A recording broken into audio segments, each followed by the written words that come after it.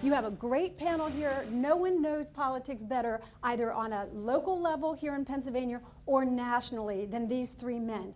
I want to start with Larry Kane because he has been in the business longer than any of us. He has been to 22 conventions where the political nominees were put forth to the American public. And ask him if you could start our discussion here today, Larry, by telling us what makes this election in 2008 so vitally important to all of us and how it differs from previous elections. I think it differs in many ways.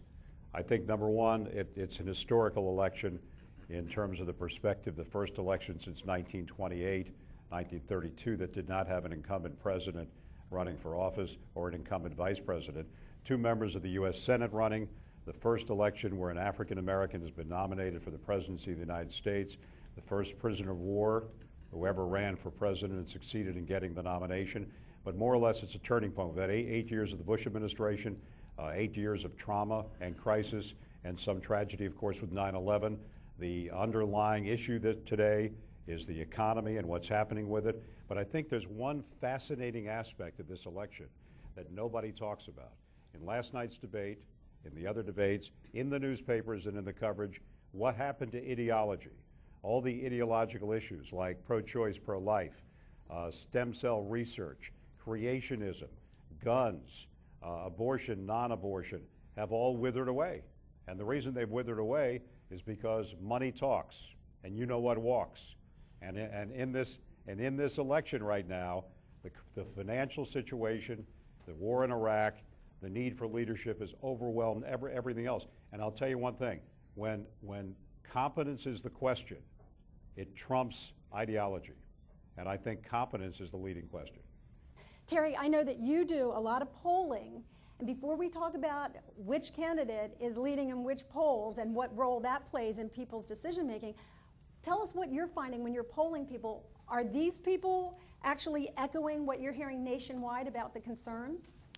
Certainly that's the case. Let me just quickly add, we've never had an election also that has had three things all intermixed that make this election very difficult to assess. We have the oldest person to become a nominee of a party. We have a woman for the second time on a major party ticket. We have an African American.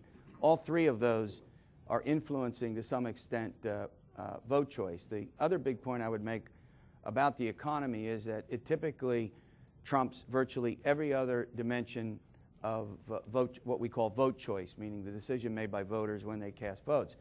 And when you get to the point where the economy trumps everything, you almost invariably see a party change. The same is true in 1980 when we had, in some respects, a worse economy, although the voters say it's worse now. But in terms of the economic conditions of the time, they were far worse then. The voters looked at Carter, looked at Reagan. They had grave reservations about Ronald Reagan. He was a fascist. Some Democrats called him a racist. Some said he nuked the world. Some said he'd end Social Security. Voters voted for a change. In '92, knowing all that they did about Bill Clinton and his, what shall I say, infidelities, even knowing that, because of the economy, they elected Bill Clinton. When the economy roils as the most important issue, to the degree that it does, it pushes everything off the table. Larry's right. All the social and cultural issues that get pronounced in the blogs and on the internet and the stories that you see, parsing out these issues, have really sunk into single digits. And finally now when we ask voters, here's what they say. Can I afford to fill up my gas tank? It's at that level.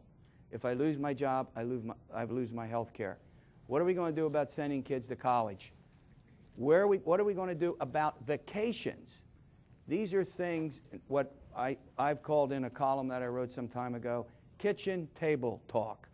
That is where this election has come down to, plus obviously the competence in other areas that we can talk about. All right, Robert, why don't you very briefly run us through the candidates' positions individually on the economy so that we can understand what Barack Obama would do for us as a nation if in fact he were elected versus John McCain if he's America's choice.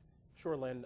Good afternoon, everyone. To answer your question specifically, Lynn, what you hear from Barack Obama, he says that he will offer a tax cut to 95% of Americans out there. He also says that John McCain will raise taxes for those folks that are making $250,000 or less, and the folks that are making $250,000 or more, which Barack Obama says is the quote-unquote rich, he would cut taxes for those individuals. So there's a fundamental difference between the two candidates just in terms of who should get taxed, number one, and number two, by how much. The second critical question that Senator Obama and Senator McCain are having with us is whether or not the Bush tax cuts that were passed back in 2001 with the Republican-controlled Congress, they're set to expire, my friends, I'm sounding like John McCain, in 2011. And so the question becomes is whether or not the Bush tax cuts should be set to expire. And what it basically means is, just to break it down for you, is number one, people that are making $250,000 or more, they will see their taxes increase if in fact the Bush tax cuts do expire. And also, if you're at a certain tax rate, you will see the tax rate be adjusted based on A, how much you make, but also B, what your family is like, whether you're married, whether you have 2 kids or 3 kids. There's a fundamental difference, though, that what Senator Obama says that's just a little bit disingenuous. He says, again, that he would cut taxes for 95% of Americans. The McCain campaign pushes back and says, well, wait a minute, 95% of Americans out there don't pay taxes. There's a large majority of people out there that are on welfare, that are below the poverty line, that simply just don't pay taxes because they don't make enough. There's also a certain percentage of people out there because of their income level, meaning they're working college students or what have you, they don't pay taxes as well. So anyway, there's a little bit of semantics there. I know I'm trying to break it down as specific as I can by not getting into the weeds, Lynn. Well, I'm going to guarantee that pretty much everybody in this room pays taxes, right? Okay. Does that raise any questions for you?